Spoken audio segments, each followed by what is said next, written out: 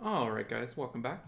Today we're going to be looking at a match I had against a G3 player. I know these are always interesting to look at because you assume, they outrun you by quite a bit and, they really know what they're doing. So we're going to take a look here. We'll get through the pick and ban and then we'll take a little break and talk about the choices. Okay, so whenever I see G3, I basically abandon my normal strategy and try to play in a particular way. And I've talked about this in previous videos.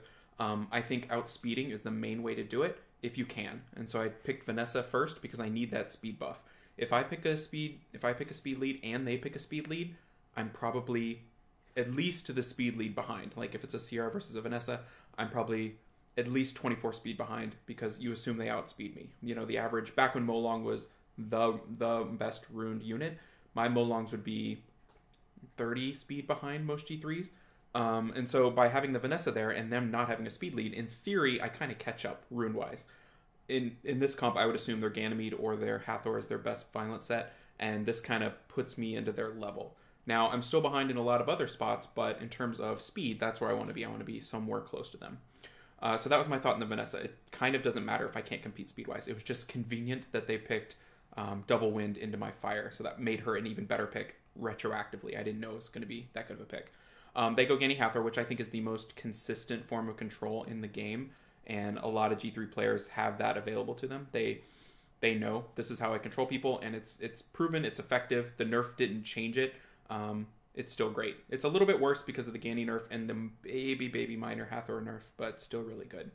So I responded into that by going more speed. I picked my two fastest units in Oki and Amelia because I wanted my version of control. It's also fire, which is handy, and then I know against Gany Hathor I'm gonna need will. I'm gonna need something to deal with it. They responded with two units that are probably better than anything I own: the Vivichel and the Bulwark. I think both of those units are, top 5 units in the game. And Bulwark's kind of come on recently, but Vivichel's always been great. And the Vivichel is just game breaking. It can switch things around and get a kill like that. So it's a great unit. Bulwark is a direct counter to Amelia. So I know I'm probably banning that Bulwark because I can't deal with it with Amelia. It will just tear me apart turn by turn. So great picks by them. Then I go with Josephine, which is another form of control. So usually if I see Gany Hathor, I'm going to probably go up against it and see how it turns out and bring Amelia Josephine. Those are both things that don't allow me to be as hard countered as normal comps would be. So I'm going with my two counters there. I also picked the Antares, which is another great counter to Gany Hathor. It's not great in that it's going to give you a 75% win rate. It's great in that it might give you a 55% win rate. You're still going to lose a ton because he's basically, you're saying, okay, you've got Gany Hathor, I'm going to gamble and maybe I'll luck into a win. Basically, I mean, he's good, but he's a gamble. He's not a certain thing. So I brought him there because I need to gamble. This is a G3, so we're giving it our best shot.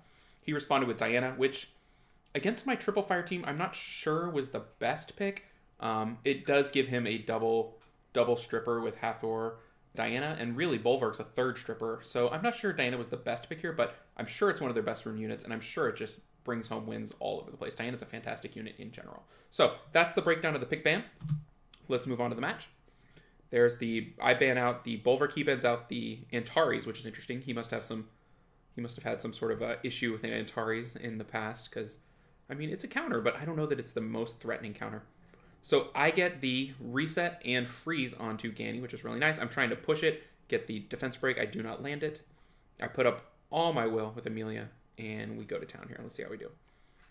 So he brings the Diana as a direct counter to the Amelia, his thought being, I'll kill the Amelia, and then we will just murder everything else.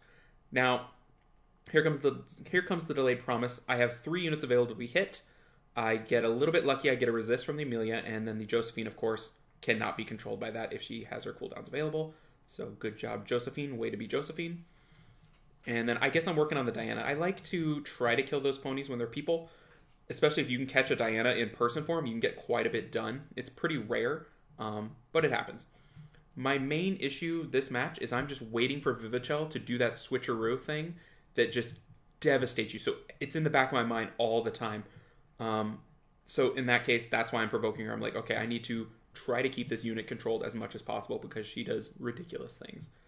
Now, unfortunately, there's not a lot I can do about it if she does decide to do it, but I'm going to give it my best shot. He resets the Vanessa. Bam, bam, bam, bam, bam. Still going after that Amelia. I luck out that they don't strip the defense buff. That kind of keeps me alive a little bit.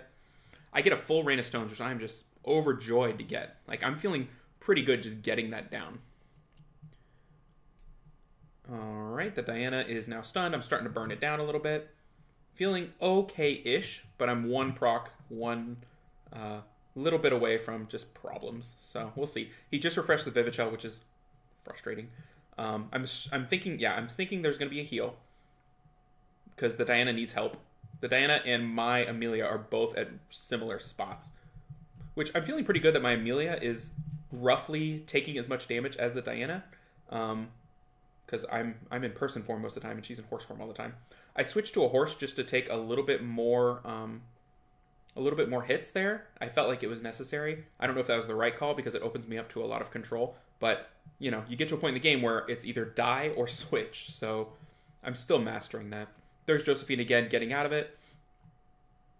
Now we're 3-on-3. I feel pretty good because it's double fire versus double wind, but that Vivichel is just a problem. And if I could, in theory, get perpetually Ganny Hathor if he cools down my Josephine, which, there he goes. Cools down the Josephine, get a counter, additional turn, ventilates the Hathor, and you know, here we go. So, get a lucky double resist there. You know that's got to have amazing accuracy, so that was pretty lucky. I'm not sure my resist is high enough to have any shot at actually resisting a Hathor, so it might have just been luck there. Now I'm just trying to control anything I can with Just a Strike and trying to burn down the Ganny. The Ganny as a target is not necessarily a strategic choice, it's just I need to burn something down. Gannys are usually very burnable. And I had double fire, so I wanted one of those choices to be wind. And I just went for the Ganny. I don't know, I just chose it. Get the Vivichel down, now I'm feeling really good. But it could have gone either way there.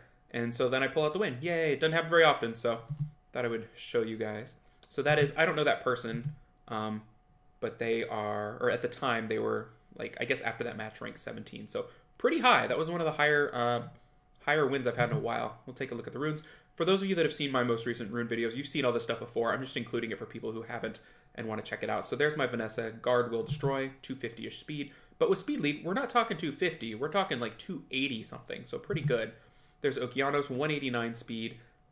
This season, I took the accuracy off slot 6, gave him another HP rune, and I think it's working pretty good. He's up to 31, 32k HP. A little bit more of a tank. Accuracy 50%, not great, but if I need to use his lead, then he's maxed out. So before, I'd use his lead, and he would already be maxed out, so it didn't matter. So I think that's something to keep in mind. You want to take full advantage of the leads if you have them, so that's why he's a little bit lower. Swift Focus, there are his runes. We're just going to show every unit in the fight. Amelia, 288 speed, 38k HP, something like that. Here are her runes. Swift Broken. I just have her fast. Because when she changes forms, she gets an additional speed per 1200 or 1600 health, something like that. So she gets quite a bit of speed. So I want that to be maximized. Here's a Josephine, 34, 35k HP, 247 speed. Lots of defense. Just a big old tank. 41% accuracy. She's on Violent Nem. I really like the Nem on her because she forces people to hit her with the taunt and the revenge. So might as well have her on Nem. Here's the Antares that got banned. Thank goodness it got banned because, I mean, these runes already been maxed. He's on kind of extra runes and super slow. So he's relying fully on the proc. So hope you guys enjoyed it. That's everything. And if you have any tips for beating G3s or any advice there, I would sure appreciate it. And I will catch you in the next video. Take care, everybody.